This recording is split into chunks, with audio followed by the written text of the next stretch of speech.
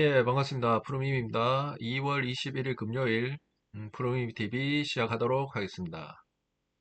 자, 오늘은 뉴스를 하나 보고 시작하도록 하겠습니다. 매일신문에 난 뉴스고요. 대구 미분양 심각 넘어 위험 수위, 그리고 미분양 8,800가구로 7.7% 증가했다.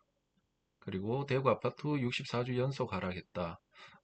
전반적으로 대구 분위기 아파트 시장이 안 좋다는 것을 계속 알리고 있는 것 같습니다. 자, 그러면 신문에 보여지는 것 말고 그 이면에 팩트가 중요하다고 몇 번 말씀드렸습니다. 자, 그러면 팩트 체크를 한번 해보도록 하겠습니다. 자, 대구 미분양 주택 현황입니다. 오른쪽에 24년 11월 대구 미분양이 8,100개였네요. 그렇죠? 그리고 한 달 후 24년 12월 8,800개로 늘어난 것을 볼 수가 있습니다. 신문에 나온 뉴스 그대로 7.7% 증가한 것을 확인할 수가 있습니다. 자, 그러면 요게 중요한 게 아니고 요 음, 이면의 진실이 더 중요하겠죠. 그걸 한번 팩트 체크를 한번 해보도록 하겠습니다. 자, 먼저 첫 번째, 이 부분도 중요한 부분이죠. 달서구 제외한 모든 구에서 미분양 수치는 감소되었다. 음, 한 달에 700개 정도 증가한 것은 사실이지만 미분양 전체 수치가 달서구에서 900개가 증가한 거고 달서구 제외해서 중구, 동구, 서구, 남구, 북구, 수성구는 모두 감소했다는 것. 이런 팩트 체크를 하셔야 될 것 같습니다. 자, 그리고 두 번째. 자, 두 번째. 자, 그러면 달서구는 왜 900개나 증가했느냐? 미분양 수치가. 확인을 해보니까 달서구 상인 푸르지오 센터파크의 990세대 미분양이 합산되었습니다. 그 합산되었기 때문에 미분양 수치가 11월 8,100개에서 12월 8,800개로 증가했다. 요 미분양 수치는 상인 푸르지오 센터파크 미분양 수치다. 그렇게 팩트 체크를 하시면 될 것 같습니다. 자, 그리고 세 번째 하나 더 체크해 보겠습니다.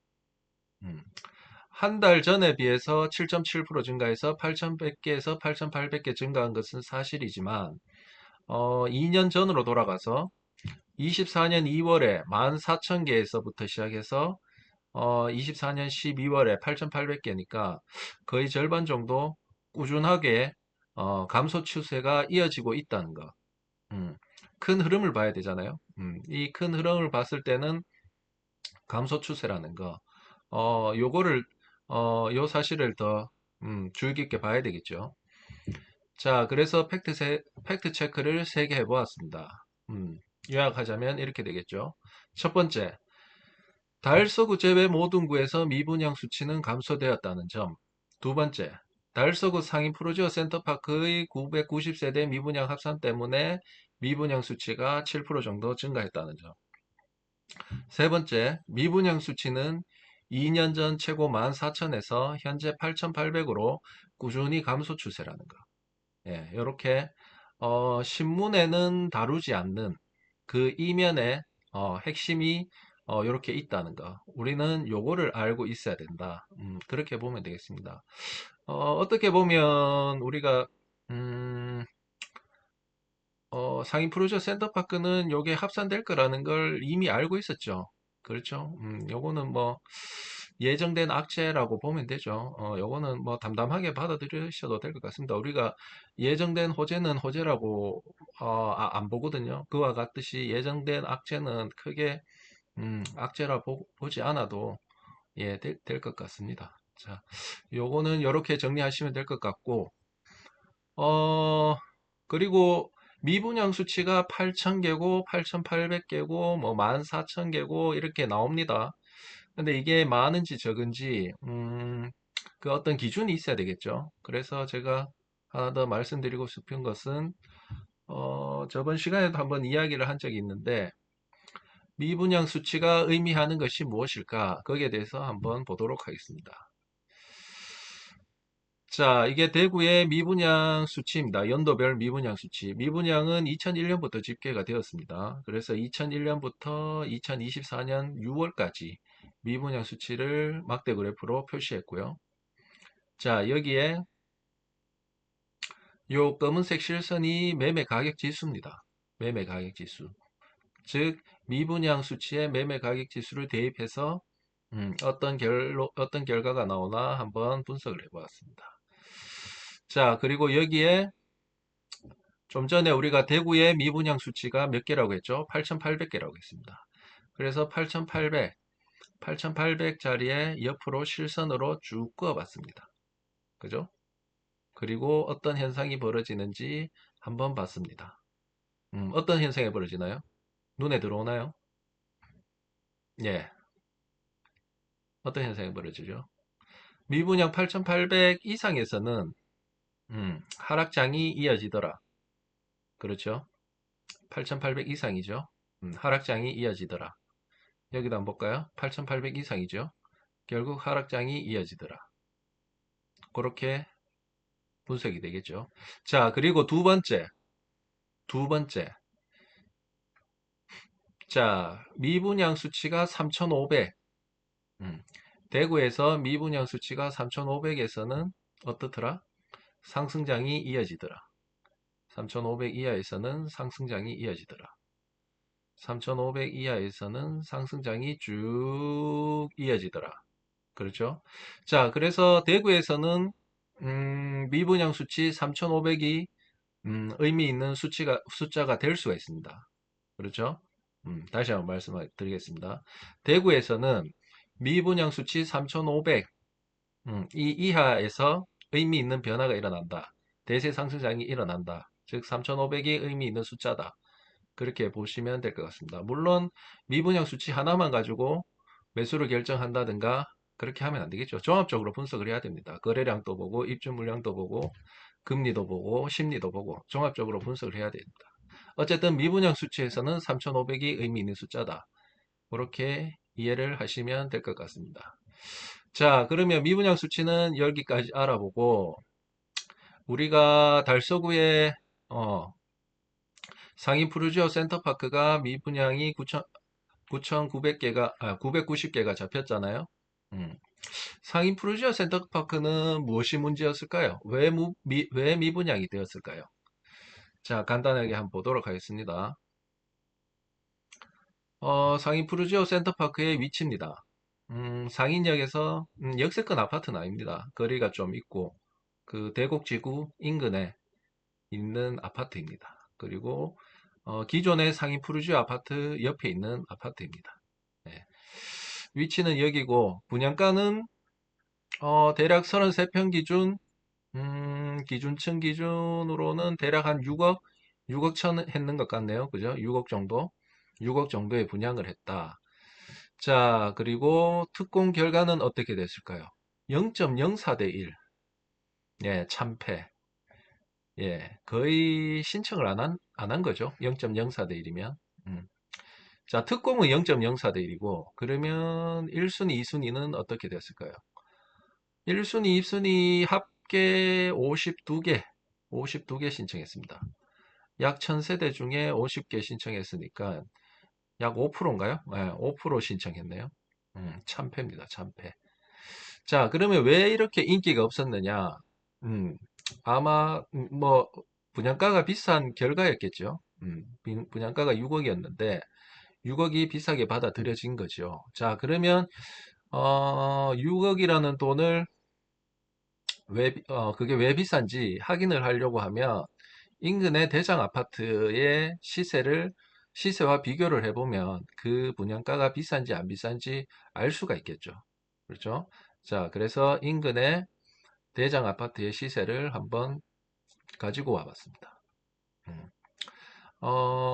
요쪽 동네에는 신축 아파트가 잘 없습니다. 그죠? 요 건너편 신월성 지구의 대장 아파트 중에 하나라고 볼 수 있는 월배 삼정 그린코어 포레스트.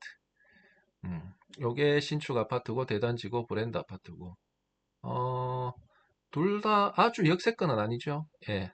그렇지만 여기에서는 이제 신월성 지구에서 상권도 잘 형성돼 있고 학군도 좋고 신축 아파트들이 몰려 있어서 생활 환경이 조금 더 좋죠. 요쪽보다 요쪽을 더 선호합니다. 그렇죠? 근데 월배 삼정 그리코어 포레스트가 최근에 거래된 게 대략 6억 선인 것 같아요. 그죠? 6억. 음. 월배 삼정 그린코어 포레스트 6억. 그죠? 그리고 여기에 아파트 하나가 더 있죠. 음. 월 여기가 월배 삼정 그린코어고 여기는 월성 삼정 그린코어입니다. 월배 삼정. 요거 오타가 났네요. 월성 삼정 그린코어가 또 있습니다. 여기도 대장급 아파트인데 여기 33평 시세는 얼마 하느냐? 6억 조금 안 되는 것 같습니다. 그렇죠? 아무래도 여기 월배 삼정 그린코어가 시세가 조금 더 나갑니다. 월성 삼정 그린코어보다. 어쨌든 월성 삼정 그린코어는 6억이 채 안 됩니다. 자, 그러면 네, 이런 결과가 나오죠. 월배 삼정 그린코어, 월성 삼정 그린코어 두 아파트 대략 6억대. 그리고 상인 푸르지오 센터파크 이번에 분양했는데 6억. 그렇죠? 위에 두 아파트는 신월성 지구에 포함이 되고 좀 더 학군이 더 좋고 그리고 상권이 더 잘 형성되어 있고 그리고 신축 대단지 아파트들이 좀 몰려 있고 그래서 주거 선호 지역이고 상인 푸르지오 센터파크는 신월성 지구에 비해서 상대적으로는 조금 주거 선호도나 학군이나 어떤 상권이나 여러 가지 면에서 조금 떨어진다. 근데 지금 현재 시세가 같다면 음, 여러분들이라면 어디를 선택하실 건가요? 그죠? 당연히 이쪽으로 이쪽으로 수요가 쏠리겠죠. 분양가가 같다면. 그래서 상인 푸르지오 센터파크 같은 경우에 분양가가 조금 높게 형성이 되었다. 그죠? 아무래도 여기 있는 6억보다는 낮게 분양을 했어야 됐다. 그렇죠? 그런 결과가 나옵니다. 아마 할인 분양을 해야지 분양이 좀 될 것 같습니다. 자, 상인 푸르지오 센터파크하고 비슷한 경우가 또 하나 있습니다. 하나 더 설명을 드려볼게요. 자, 이번에 이달에 분양하는 아파트가 있습니다. 동대구역 이편한 세상. 동대구역 이편한 세상. 동대구역 바로 앞에 분양을 합니다. 그리고 제가 확인한 바로는 평당 2,200만 원 정도 분양할 거라고 이야기를 했습니다. 그러면 33평 기준 대략 7억 초반 정도 나올 것으로 예상이 됩니다. 그리고 여기 입지는 동대구역 바로 앞에 있고 다만 이제 주상복합이고 동간거리가 좀 짧다는 점. 그리고 대략 한 350세대인가요? 그 정도 큰 대단지는 아니고. 그리고 주변에 이제 맞은편에는 신세계 백화점이고 요 주변으로는 조금 유흥가가 몰려 있다는 점. 그렇죠. 그리고 초등학교가 조금 멀리 있다는 점. 그게 좀 단점이겠죠. 자, 그리고 동대구역 이편한 세상이 7억대에 분양을 한다. 그러면 이 분양가가 적당한지 뭘 보면 알 수가 있죠. 인근의 대장 아파트의 시세를 보면 확인을 할 수 있다고 말씀드렸습니다. 자, 인근의 대장 아파트가 어디죠? 어딜까요? 그렇죠. 예. 동대구역 하성파크들이 6억 초반 정도 합니다. 이안 센트럴 D 대략 6억 중반 정도 합니다. 그렇죠. 여기가 음, 동대구역 인근의 대장 아파트일 뿐만 아니라 전체 동구에서 대장급 아파트입니다. 그렇죠. 자, 그러면 요 두 아파트를 비교를 하자면 여기는 이제 대단지 신축 브랜드 아파트. 그죠? 대단지 신축 브랜드 아파트. 그리고 주거 선호도가 여기가 더 좀 좋죠. 음, 초등학교도 인근에 가까이 있고 여기도 초등학교가 인근에 가까이 있고 그리고 대단지 아파트로서의 쾌적함이 있고 여기는 주상복합이고 인근에 유흥가가 있고 초등학교가 멀고 그래서 여기에서는 이쪽 이쪽 라인이 더 주거 선호도가 더 높습니다. 이쪽보다. 그렇겠죠. 자, 그래서 이런 결론이 나오게 되겠죠. 어디를 선택하실 건가요? 이 상황에서. 주거 선호도가 여기가 더 높은데 6억대. 약간 주거 선호도가 떨어지는데 7억대. 그렇죠. 그래서 동대구역 이편한 세상이 만약에 7억대에 분양을 한다. 어, 조금 완판되는데 조금 시간이 걸릴 수도 있다. 그렇게 생각이 되어집니다. 우리가 앞에서 앞에서 아파트 뭐였죠? 달서구의 상인 푸르지오 센터파크를 봤을 때, 인근의 대장 아파트보다, 싸지가 않았거든요. 근데 여기는 오히려 지금 조금 더 비싸게 나왔으니까, 어, 조금 어려울 수도 있다. 완판되는데 시간이 걸릴 수 있다. 그렇게 볼 수가 있을 것 같습니다. 자, 오늘은 앞에서 대구 미분양 수치에 대해서 한번 팩트 체크를 해봤고, 미분양 수치가 의미하는 것에 대해서 한번 알아봤습니다. 그리고 달서구 상인 푸르지오 센터파크죠. 그에 대해서 알아봤고, 마지막으로 동대구역 이편한 세상에 대해서도 간단히 알아봤습니다. 자, 오늘 방송은 여기까지 하도록 하겠습니다. 감사합니다.